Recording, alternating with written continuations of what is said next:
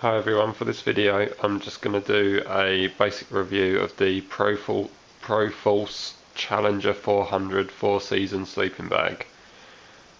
Ignore the things on the bed there around the edges. It's just to give me an idea of what the viewable area of the camera is, so I'm not shooting anything out of shot that you won't be able to see what I'm doing.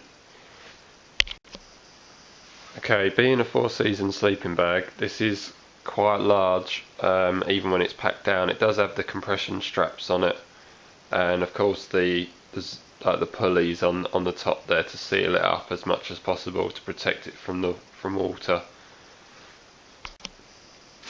As you can see here, this is what I was talking about. It does have the pulley there just to keep it all nice and tight and closed, and then you have the compression straps with these nice buckles and clips on there to give it to be able to compact it down a bit more, to try and provide a bit more compression. It does have these little toggles on as well, so if you needed to hang it up at all, just to dry out, or to use it as a bag for, say, wet clothes maybe, while you're in the sleeping bag, or just to protect stuff, you have that option as well. Just to give you a size comparison, I did do a video with the Gel Solo one-man tent in one of my other videos, so what I'll do is I'll lay that next to it so you can get an idea of the actual size. Lengthwise it's pretty much the same. Of course it's a lot less depth to it, so you could effectively have two of the Gel Solos for the height of the actual Challenger sleeping bag. Before we get into the actual sleeping bag itself, I thought I'd give you a quick rundown on what it actually says on the ends of the sack for the actual sleeping bag. So your first one is ripstop fabric. It's 4-season plus. Comfort temperature is -10 and the extreme temperature is -25 according to the various sites that it's for sale on. It does include a foot box as well, which I'll show you on the actual sleeping bag in a few minutes. It's wind resistant. The dimensions are 215 × 80 × 50 centimeters, and the packed dimensions are 40 × 30 × 30 centimeters, and the weight is set at 2.5 kilograms. Okay, this is of course the sleeping bag when it's all out and unfolded. I've condensed it down a bit just to try and get as much of it in the shot as I can for you.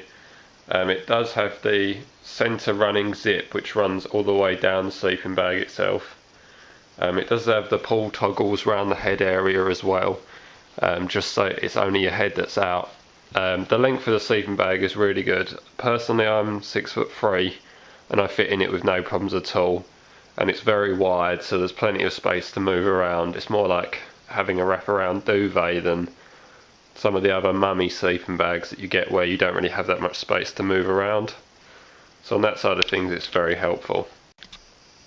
Just a quick note, once again on the end of the sleeping bag there's two pieces of material which you could use to hang up the sleeping bag to dry, or if it needed to be pegged down if you're staying out without a tent or a hammock or any sort of sleep system.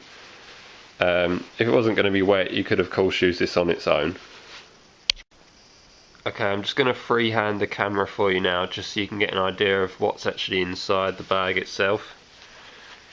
So running along the central zip there, it's a very nice heavy duty zip with large pulleys on it. The only thing I have noticed with those is when I first got it is because they're right in the centre, every time you move at all they bang together and it's enough to keep you awake. So what I've had to do is just get some sort of duct tape and just put duct tape around the outside and the inside so that they don't bang together in the night, because they are rather annoying. Okay, the next thing will be inside the zipper where it goes together. There's this large area here which actually keeps the cold out, because obviously the cold will go through the spaces in the zipper itself. So that provides a lot more insulation to stop the heat escaping. The main things on this one Very similar to what I showed you on the outside of the bag there. Give it a second to focus so you can see. So I was talking about the extreme temperatures earlier. And then we'll just do a quick shot on this one so you can see, and pause it if you need to, if you want to read through any of the stuff that's on there as well. On the inside of the bag, about a third of the way down, on both sides you have these rather large pockets built into the sides of the sleeping bag, so you will be able to store any essentials you want to keep with you. Keys, wallet, knives, anything you want to keep on your person in the bag just in case. I know it's quite hard to see from this, I've just turned the bag inside out at the moment. So you have the normal material which runs the length of the sleeping bag, then it actually changes to this denser, more waterproof feeling material. Certainly seems like it could be waterproof to prevent from any damp getting to your feet. And this is the foot box that they were talking about.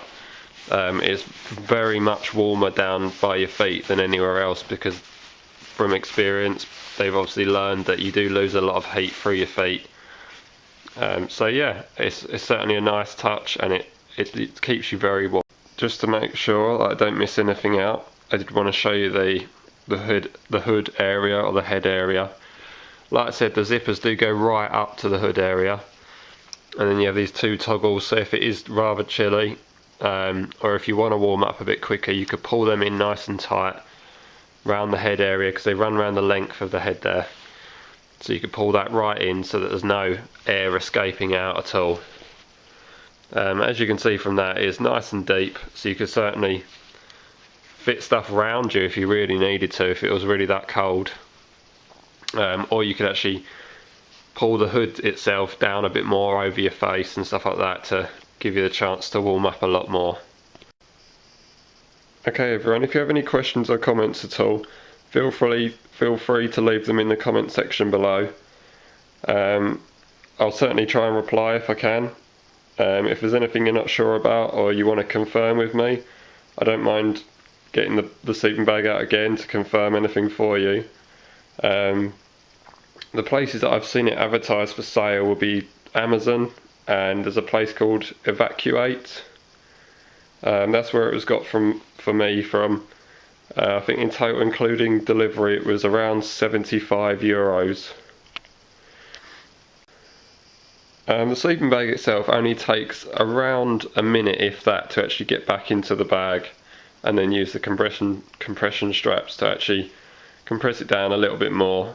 But generally, yeah, there's no need to fold it or anything like that, which seems to be not recommended anymore. People always used to fold their sleeping bags, but now apparently you can get crease lines in the insulation, and that causes cold spots.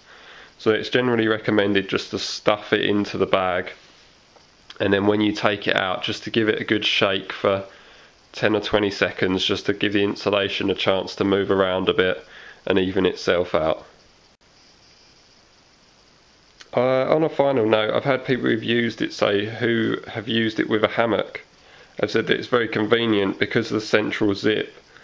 You're not having to lean over to one side to try and do the zip up once you're actually in the hammock.